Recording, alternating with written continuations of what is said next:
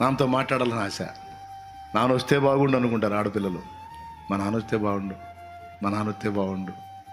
పాప అత్తగారింటికి వెళ్ళిన ఆడపిల్లలు అనుకుంటారండి, మా నాన్న చూసి ఆందోళనైంది. తల్లి మీద కూడా ఉండదు.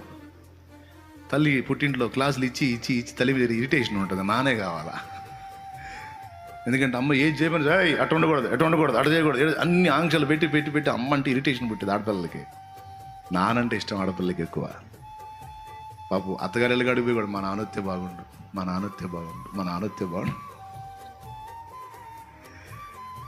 ఏమంటే అమ్మ కూడా ఇష్టమేలే, కానీ నెంబర్ 1లో మాత్రం నానే ఉంటాడు ఆడపిల్లలకి. దేవునికి స్తోత్రం. మగ పిల్లలకేమో అమ్మ, వీడి సాగింపులన్నీ ఆడు సాగించుకుంటాడు. అవునా? మగపిల్లగాడికి నాన్న ఆంక్షలు పెడతాడు, అట్టు ఉండకూడదు, ఇట్టు ఉండకూడదు అని.